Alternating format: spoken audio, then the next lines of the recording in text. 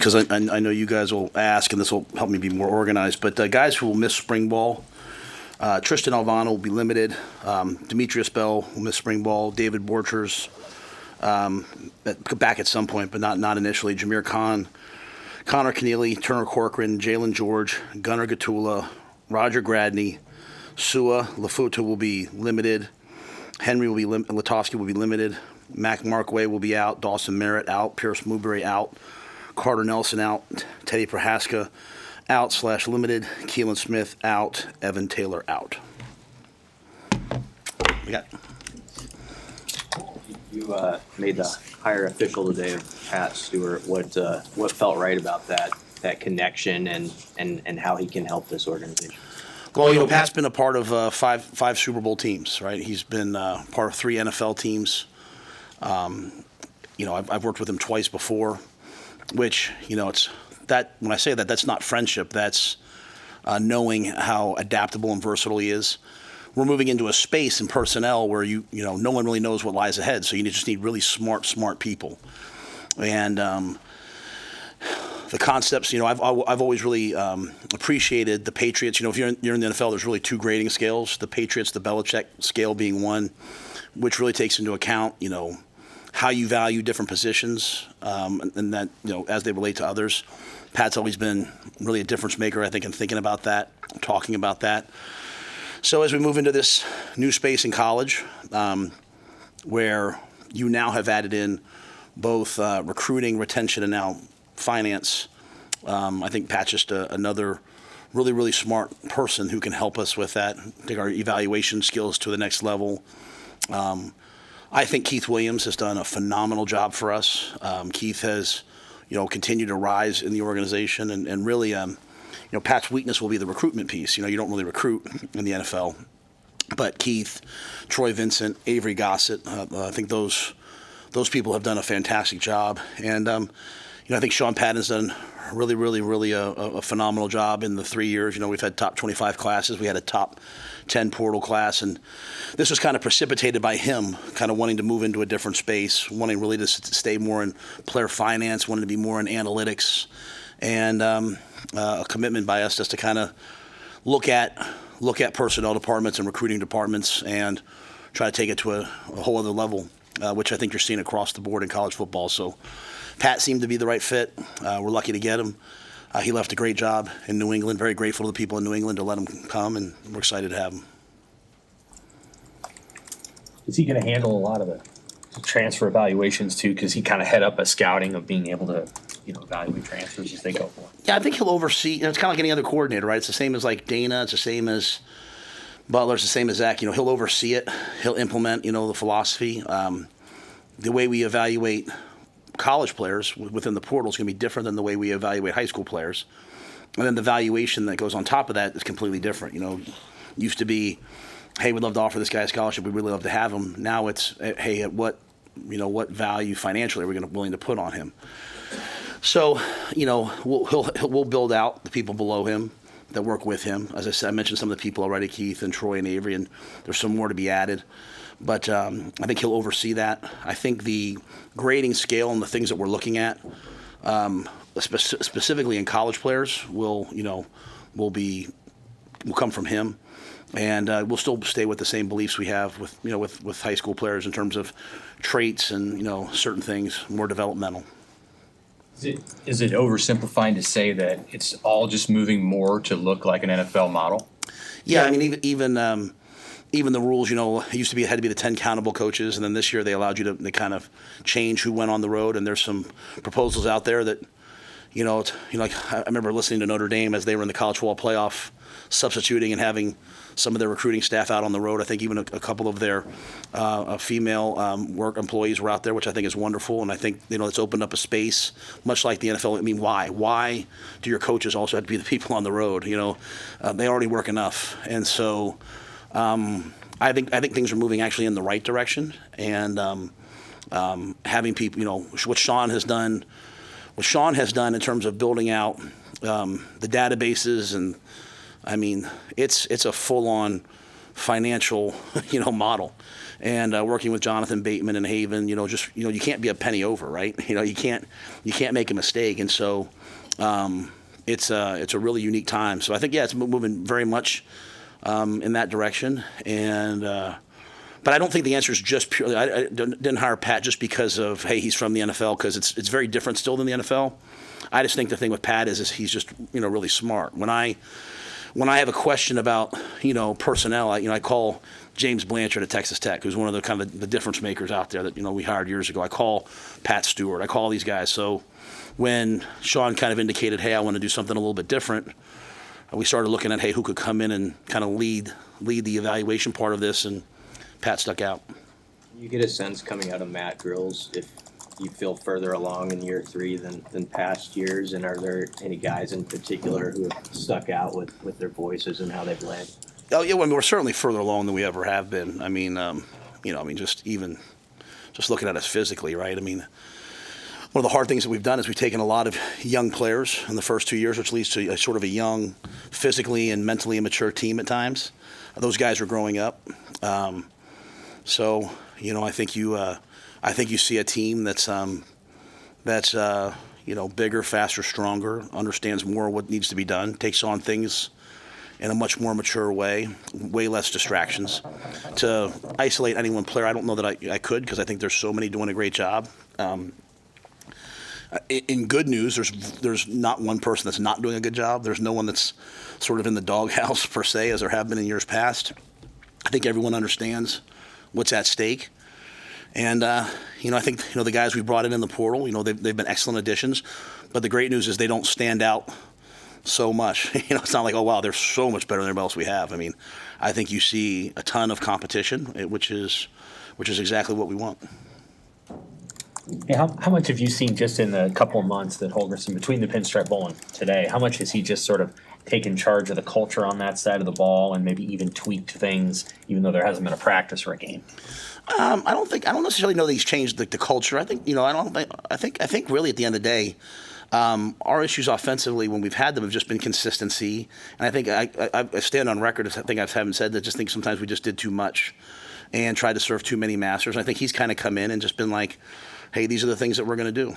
And, he hasn't changed the terminology. It's still the same offense. It's still the same things that we were doing before. It's just kind of dialed down into what he feels like and the staff feels like we're going to be good at. They do a great job. They meet together. We go out. When we're able to, we do some football stuff when we can. They work on it, evaluate it together. I think the thing with Dana is he's really a unifying force. He works with everyone. Sometimes you think of these guys who, like him, have had a ton of success. And they're kind of like these off on the side, guru all by themselves. But he's just really, I think, does a great job of utilizing his entire offensive staff, bringing it along to the players, and holding the players to a high standard. And the proof will be in the pudding, right? But I like what they're doing, and I think the players are comfortable, kind of in the direction that we're heading. What can 8 or 9 months with Dana and Dylan do for Dylan that he didn't have the opportunity to get when Dana came in November and they had a game to prepare for?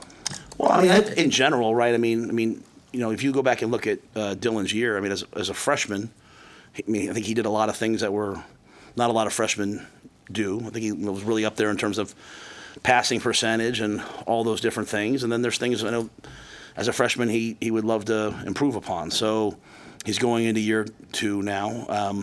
Last year, as a highly recruited freshman, I think at this time you saw him trying to, keep his voice quiet and just earn everyone's respect. I think now, he has to step up and lead when able. He's really working on his body composition. He won't be a great quarterback at 240 pounds, right? So getting his body composition to one where he can be fleet of foot, where he can slide nimbly and move within the pocket, where he can convert third downs with his feet. I think that's something that we're all bought into and he has to continue to do. So there's things he needs to work on. But also, just another year in the system, another year of understanding what a Matt Rhule looks like, what an off-season workout looks like, what meetings look like. I think all players make a great jump from year 1 to year 2, and then probably from year 2 to year 3. The thing we're trying to avoid with all of our freshmen is a lot of times guys have some success as a freshman, and then they kind of tail off, and all of a sudden it takes till year 3, and you got to get them back going again. And whether it's Jacory or V9 or Willis or any of those guys who played as a true freshman, making sure that that doesn't happen. And Dylan's certainly one we can't allow that to happen with. And so, Dana will, I'm sure, push him in every respect. Glenn does a great job with him on the day-to-day, and I think you just see a lot of consistency on that side of the ball. What's a guy like Rocco Spindler add to that O-line room and how he can help? Well, I mean, first and foremost, he's a big, powerful man, right? So I mean, he's another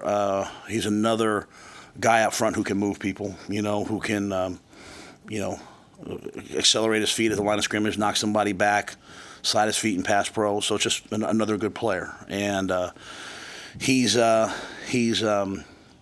a great guy. He's a really good person. He fits the culture of that room. Sometimes you bring a guy in from a place that's had a lot of success, and they've got all the answers. And I think the thing that he's done is he's been great about just assimilating into our culture and adding value where he can. I think he'll be one of the the leaders in that room, and there's a bunch of them. I think you see a guy like Justin Evans, who's really with the older guys gone, now it's kind of his time. Some of those guys, Turner, Teddy, Henry, Gunner, they're all hurt, right, coming out of the season. So the guys that you have practicing full time, the Justins, those guys are really trying to accelerate kind of where we are. And I think Rocco's just jumped right in. Great guy to have, be around, very mature, and I'm excited to do some football with him. I know you said last time you were up here, it's not the time to necessarily slot guys on the O-line, but Evans, does he start at center this spring, or how does that work? Yeah, I think he's been, we've been rotating both at left guard because he's had success there and at center. We have a lot of guys, that we're excited to see play this spring. Sam Sledge, Jason, Mashake Shock, all those guys. I mean, they're all going to have an opportunity. Grant Bricks, Preston, many more. Tyler Canuck's healthy, coming back from being injured at the end of the year, healthier. So, they've all waited their turn, and while there's been some obviously big portal moves, for the most part when you look at college football, people are building their offensive line still through recruiting. And so it's I think people sometimes expect, I think players expect, well, I'm a big recruit, I'm going to come in right away. And the old model of, as an offensive lineman, basically to come in and redshirt the first year, be a backup the second year, your redshirt freshman year, and hopefully contribute and start as a third-year player. That's the model. That's the model of having a successful team. And so some of those guys are in their third year, they're in their second year. I think they're right on track. So we have brought 2 guys in that are older to help, but we have a bunch of guys we feel good about, and if we can get Turner, Teddy back, that will certainly bolster us as well.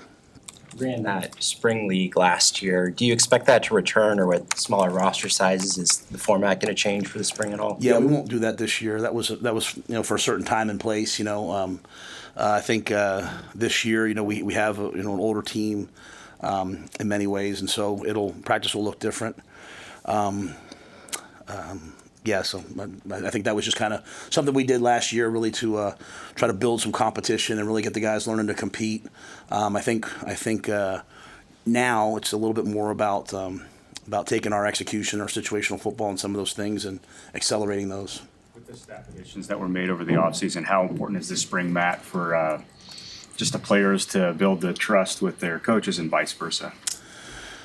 I think anytime you bring new people in, I mean that's college football now, right? There's going to be hopefully not a ton of staff movement every year, but there's going to be player movement, and so we have to make decisions based upon really production and professionalism, not potential.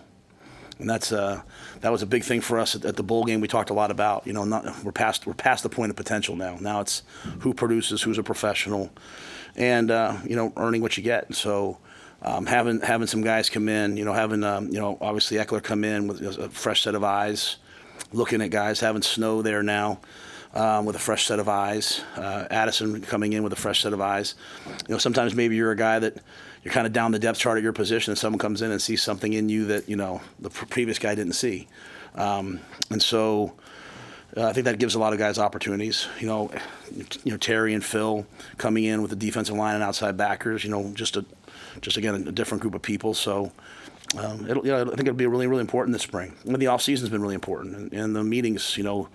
At the end of the day, as you have a more talented roster, you really can't waste a day.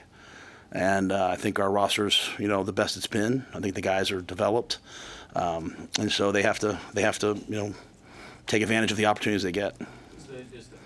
At all, you mentioned having an older team and some changes with the spring, but does and of course not having a spring game. Is there anything else significant that changes about what you're trying to get done in spring? Do you scrimmage as much? What's changing about spring football from your perspective? Just a spring game. I mean, honestly, we'll still do the same amount of work. Really, we had never really done the spring league before. We did that last year. And again, it just, kind of felt like that was a team. We're kind of where we were as a team. And, we had 3 quarterbacks we were all trying to, evaluate. Or, so there was a lot more moving pieces than back then, or maybe 2, I can't remember at the time, but 2 or 3 we were trying to evaluate everybody. So I think, just a little more settled in. But yeah, we'll still be I mean, these are still young players that have to become good players, right? And so I think that's one of the things we're going to, there's a lot of people talking about just go to OTAs and don't have spring football. I think that would be a complete and total mistake. There's a lot of players here that don't know how to properly tackle at this level, don't know how to block at this level. And I remind our coaches, because several of them have been in the NFL, you coach in the NFL, you train players in college. You're teaching them, you're training them how to do it. And so sometimes you're taking players from other schools who've been trained for a couple of years and training them our way. So there's a lot that needs to be done. So it'll be a good, physical, hard-nosed spring. But the only real difference being just what sort of the outside world sees in that spring game. Speaking of backup quarterbacks, you have a battle at that particular position, obviously still being started. So the guys behind Jalen, is it Marco or Marcos? I'm not sure exactly which it is, and then of course TJ. What are you hoping to see from all 3 of them? They're all kind of at different levels. Yeah, I mean, I think I couldn't even speak on it now because I haven't seen them at all. They're young players. They're young to our system. What I do know is that when we went to the bowl game, we wanted to make Heinrich to tight end, and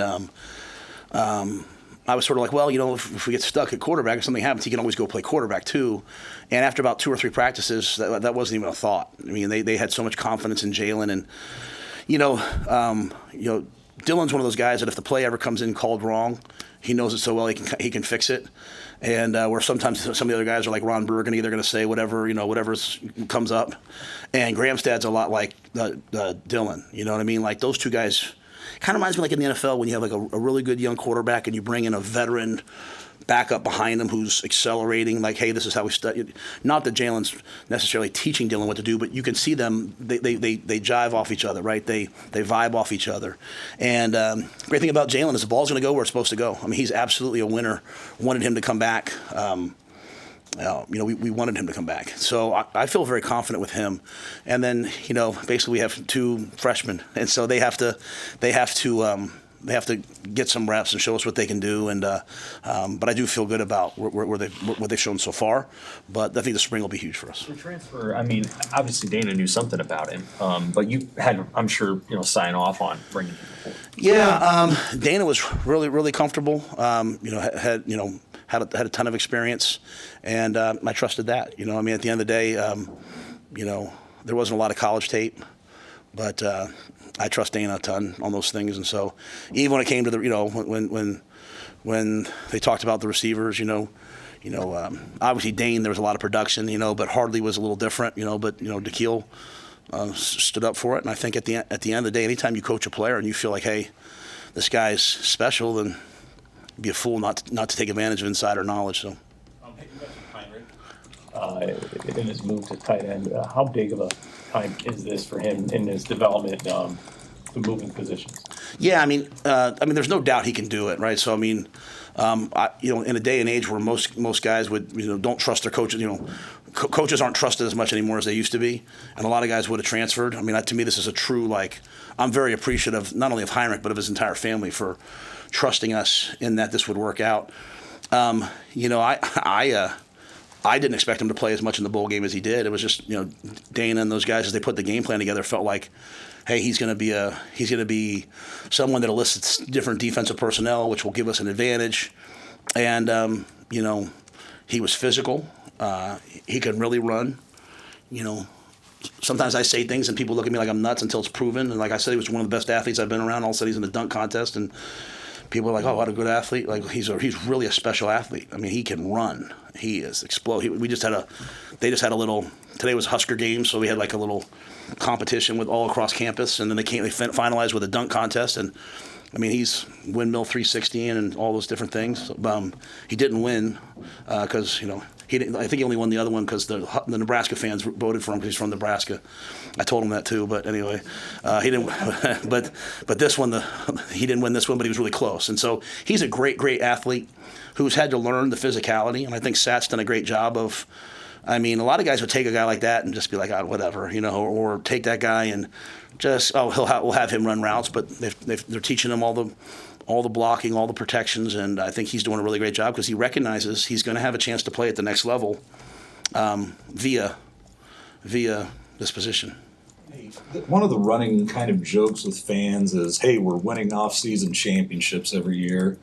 What would you tell them is really different about this off-season that's going to make a difference this year? I don't have an answer for that. I mean, I think that's part of. I mean, whatever. I've been here for 2 years. I got to do the best we can in the off season to have success.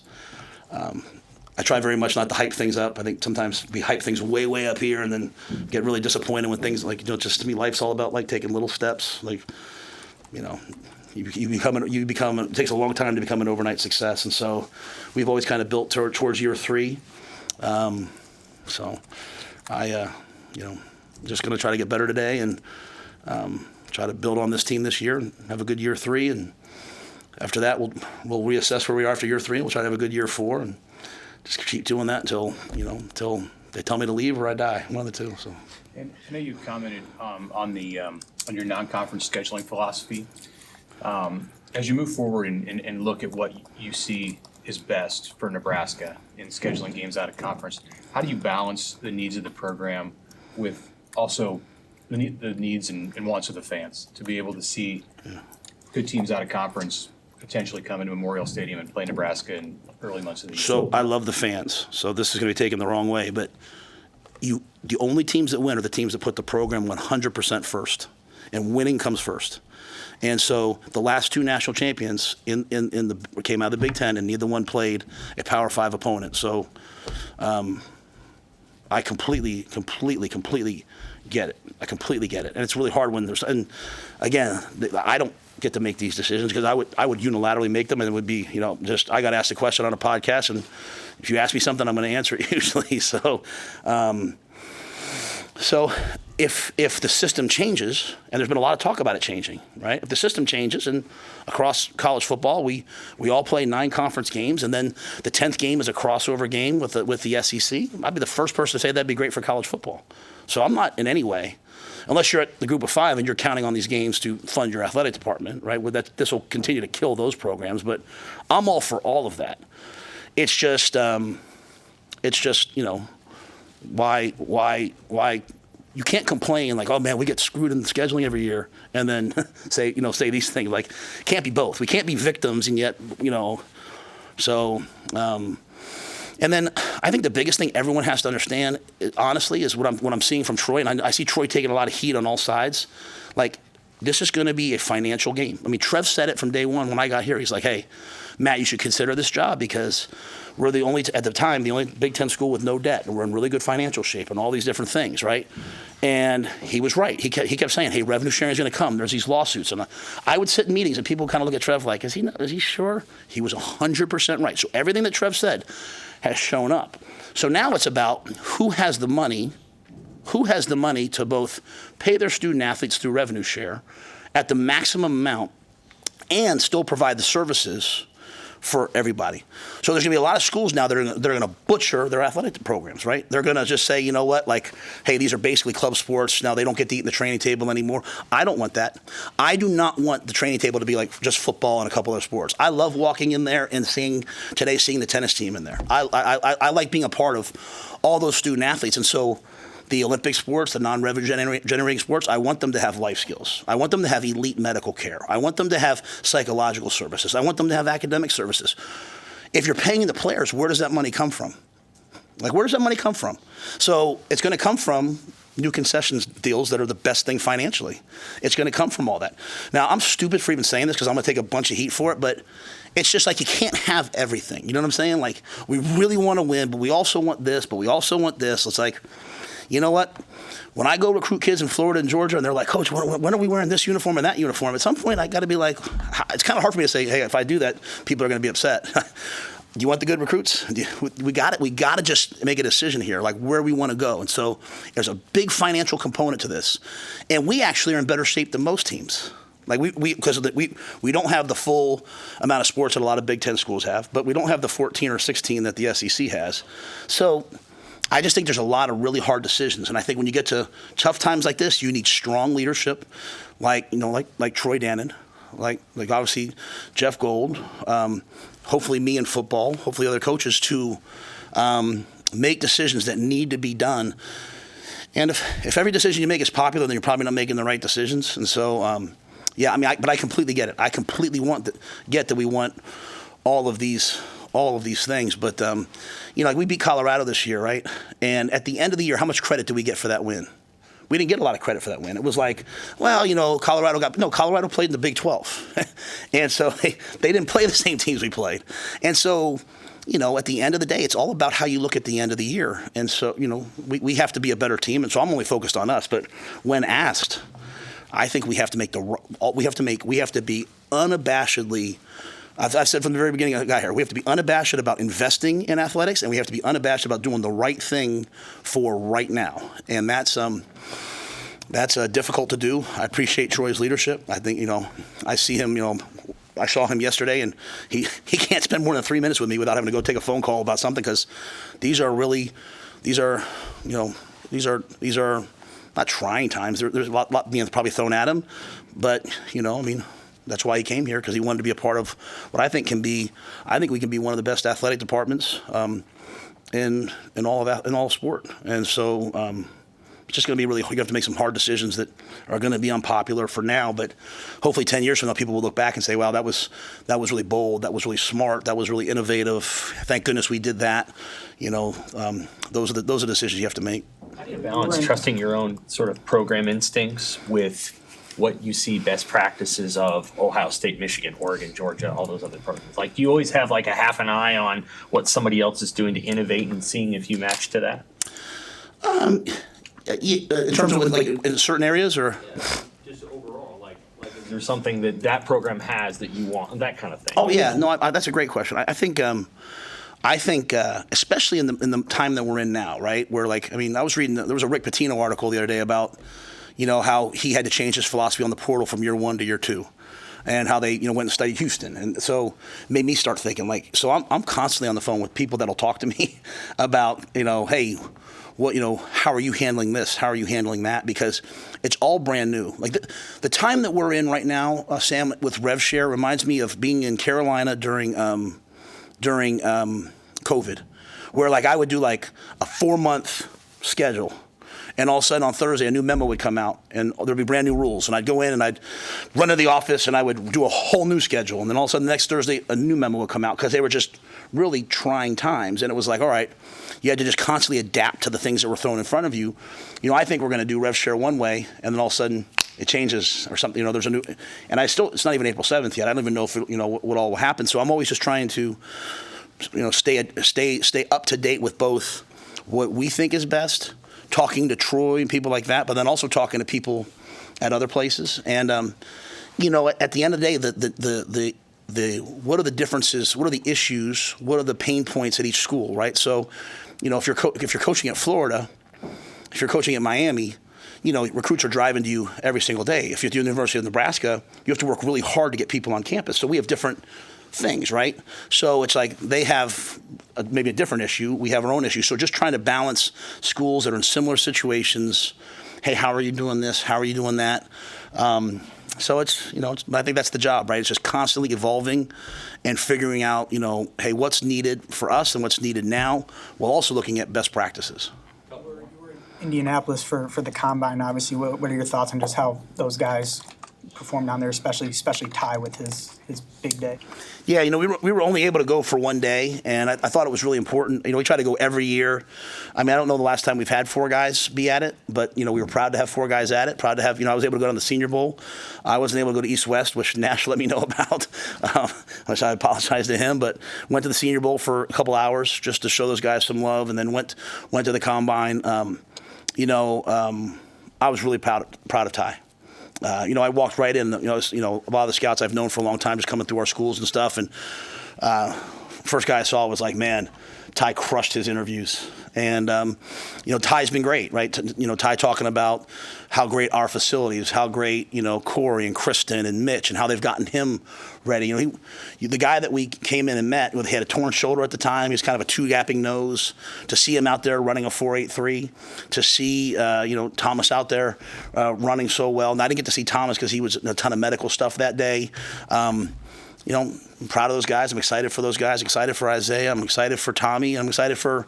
There's a bunch of other guys too, that didn't get invited there, but they'll do really well on their pro days. And so, the investment we've made into player development, food, nutrition, athletic medicine, training, that's paying off when you see guys at the combine. It's also paying off on our own team. When I say improving the roster, I don't just mean going and getting different players. I tell guys that all the time. I'm talking about getting guys to be at the fastest and most explosive they've been in their lives. We've had 2 NFL teams this year try to hire Corey. We've had an NFL team come in and try to hire Mitch. Like, we're hiring the right people. Keeping them has been the challenge, which we've been able to keep those guys so far, knock on wood. But I think we have some of the best in terms of development. And when we go out there and, Thomas is in the top 2 or 3 athletics at all tight ends, when Isaiah runs a great time, when Ty's runs what he did, and obviously Tommy's still coming back from the injury, but when they see that level of athleticism, hopefully that signals to recruits, hey, if I go there, I'll get developed, and signals to our players, buy into what we're doing. Sometimes players think like, well, I need to go train with this one guy way over here. And what's happening right now is you walk in this facility right now, and Cam Jurgens is in there every day, who's one of the best players in football. He chose to come back and use this facility. Ty's in here right now. Fedoni's in here right now. Bullock, Phelan, you got a bunch of guys that are all in here because this is one of the best facilities in the country and with some of the best people in it. So I go to the combine. I wasn't planning on being on McAfee. Someone grabbed me and said, "Hey, Pat wants you on," which I think is always good for the program. But more importantly, I think it's good for us to talk to the scouts, talk to the people there, and advocate for our guys because I want them to get the benefit of the doubt. You routinely have had solid defensive lines. What is your overview of that group as you move on without Ty and Nash as you head into spring ball? I think as we've gone back and watched the tape from this past year, especially with Butler now in a coordinator's role and with Snow coming in, even before Terry got here, I don't think any of us really appreciated how dominant Ty was. I mean, he single-handedly was like a cheat code. I don't think any of us appreciated how good Nash was, how good MJ was. And so, there's big shoes to fill. But I think Cam Lenhart's ready, and I think Riley Van Poppel's ready, and I think Elijah Judy's ready, and Keona Davis and Willis McGahee, and all those guys. I think those guys are all ready. They've been in the system. We got guys that came in behind them, younger guys. We got some guys in the portal. So we have 2 freshmen that aren't here yet that we're excited about. So I think the defensive line will play at a really high level. Will they play at the level that Ty did? I mean, that's a lofty goal, and we'll chase that. I'm really excited about Terry Braden. Terry's another guy. I mean, he was raised by and trained by the same people that I was trained by as a D-line coach, and so he believes, when he's using his words in the interview, I'm kind of laughing. I'm like, all right, this is exactly who I want. some of the people I trust most in this world, Andy Reid, Mark DeLeon, they all said, Joe Cullen, they said to hire him. Dave Merritt, they all said to hire him. And, he's another guy. He got offered a position coach job in the NFL and he didn't even tell me, didn't even leverage me for anything. I mean, he's just a really special person. He did his press conference the other day. I was like watching the new coach's press conference. When you guys would say something, he'd say, hey Sam, how you doing? Like, that's who he is. Like, that's not like, he's like that every day. So he's 100 miles an hour. I think he's going to be really valuable to us. And then getting Phil Simpson back, to me was really, really important. I mean, those edge players, they have to play with such a tenacity and a physicality and an effort, and Phil's going to demand that. And I think, when Phil was here the first time, I did not want him to leave. I worked hard to try to keep him. I couldn't keep him at the time. Was able to now give him a job that he could get his whole family here, and really excited to have him and Maria and their whole family here. So I think we really got the right guys up front to play good defense.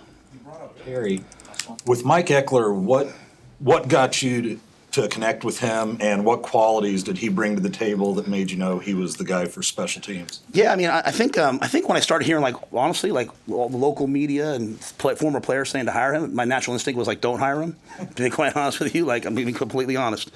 It's just at the end of the day, I don't love celebrity coaches. I just like a bunch of guys who like to work. I brought Eck in to interview with him though, because of what he's done, and I couldn't get him out of my brain. I just loved the way he did everything. I kept hearing stories about he's running down the 80 and he's he got arrested running down I-80, and I'm sitting there in my mind oh, do I want to take that on? It seems like a lot.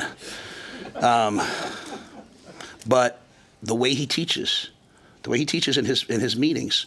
I for years, I talk a lot about the Socratic method in teaching and getting players to respond and answer, and a lot of coaches just talk, and he's one of the best teachers I've been around. In fact, in the interview, I was like, Coach, I can't keep doing this, because he kept making me answer him. I was like, Coach, I can't do this, man. I got ADD. I'm tired. But I've enjoyed having him here so far. And I think at the end of the day, the stats he's had at Tennessee speak for themselves, right? And but I have to go back again. I just love the way he teaches. I love the way he does it, right? So I've enjoyed having him here. I think he's gonna. People will talk a lot about his energy and all that stuff. I just don't think it's that though. I want to make it's the way that he teaches. It's his system. It's you could take that. You could take the way he's doing it, and you could take it out to seventh grade football. My dad coached seventh grade football for years, and I think those are some of the best teachers in the world. And the way he does it, the repetition, the commands, the way the guys answer back to him, I think those players would do his technique at a really high level. And he's an excellent recruiter. He's an excellent evaluator. I think he's going to help us in that area as well. So I'm fired up to have him. You guys that said to hire him, you guys were right, and I was wrong. I want to make sure I give him his due. And I think since he's been here, it's just a ton of energy in the building. I'm a Northeastern guy. When he says to me, hey, Matt, how you doing today? I said, I'm good. And he's like, we don't say good, we say great. And I'm like, heck, I'm from New York. I'm good. but I think that's going to be good for our guys. So I think he's, and what I like about him is he's an evaluator. We talk a lot about recruiters. The key is evaluation. And him and Snow are two old school evaluators as they come in and see our players and, see guys like Bryce Turner. Bryce Turner is now 210 pounds. He was a 10-2 kid in high school, right? He's now up to 210 pounds, still running close to 22 miles an hour. And, a lot of guys, well, what is he? Eckler sees him and says, hey, I can use him like this, or I can use this guy like that. So that's really what I want. I want guys who find the players that we have and don't find what they can't do, but find what they can do.